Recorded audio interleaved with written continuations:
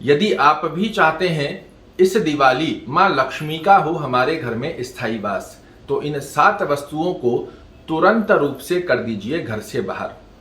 सनातन धर्म को मानने वाले मां लक्ष्मी की स्थायी कामना का ध्यान करते हुए घर में इस समय सफाई करते हैं, रंग रोगन करते हैं, किंतु अनजानवश ये 7 वस्तुओं में से कोई एक वस्तु भी यदि आपके घर में बनी हुई है तो कहीं ना कहीं जो भाग्य और लक्ष्मी की कामना हमारे मन में रहती है वो नहीं हो पाती है पूर्ण। कार्यक्रम को पूरा देखिएगा, आपको ऐसी 7 वस्तुएं बताने जा रहा हूं जिसे इस दिवाली पर मां लक्ष्मी के स्थायी वास की कामना का ध्यान में रखते हुए आपको घर में बिल्कुल भी नहीं रखना है।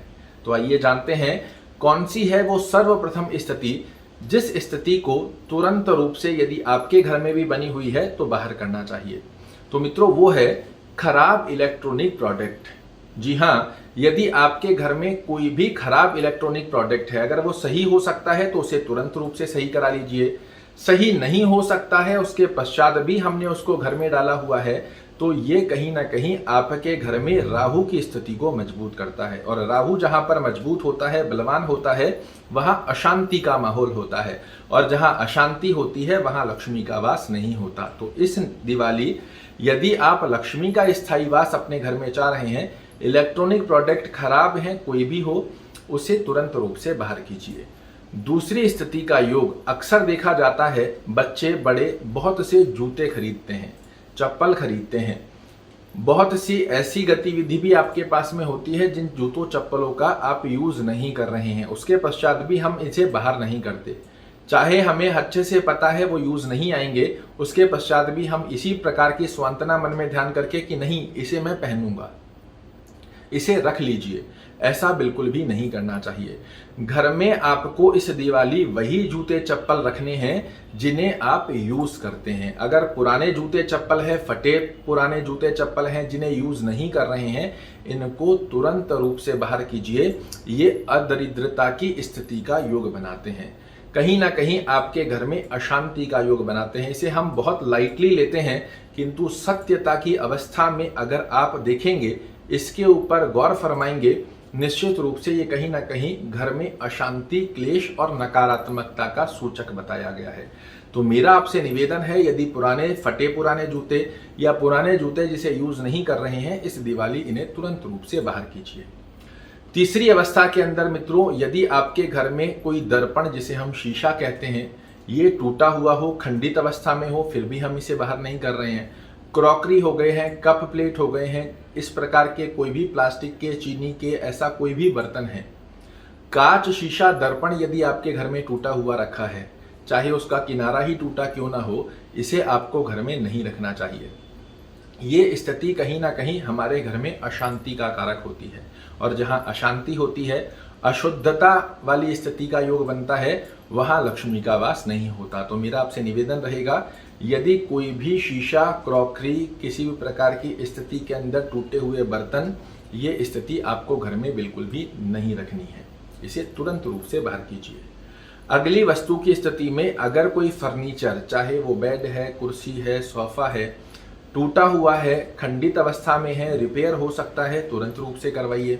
अगर नहीं हो सकता है, उसके पश्चात भी हमने उसे डाला हुआ है, इसे भी आपको बाहर करना चाहिए।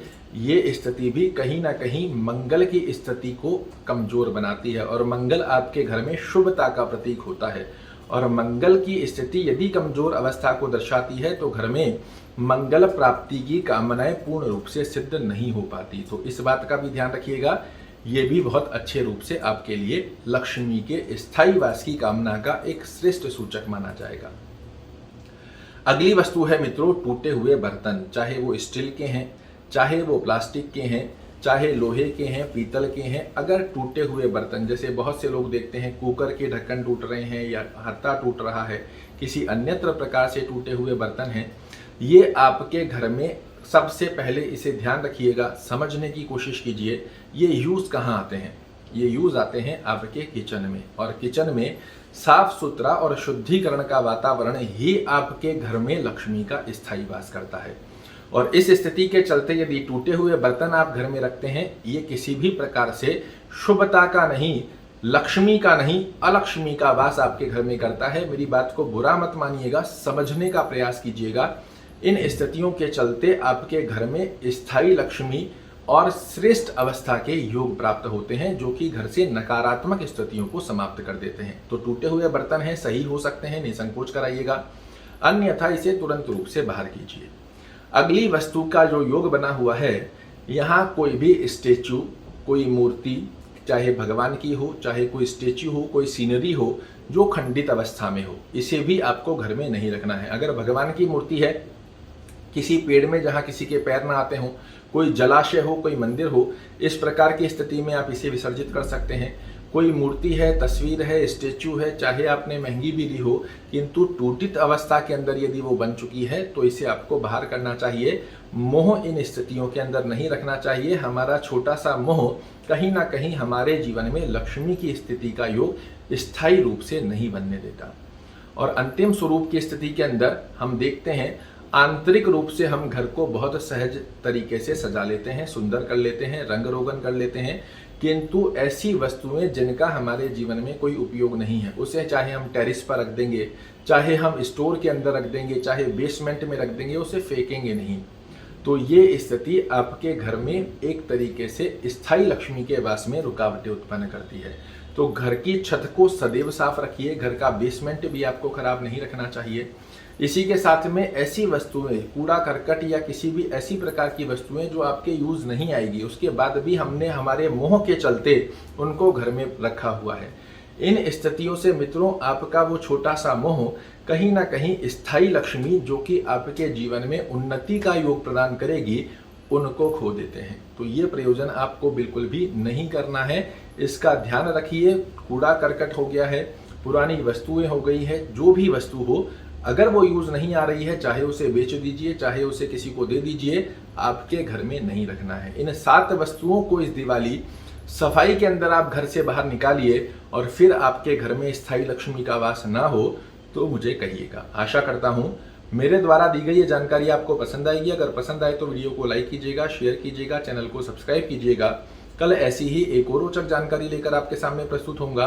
तब तक के लिए नमस्कार।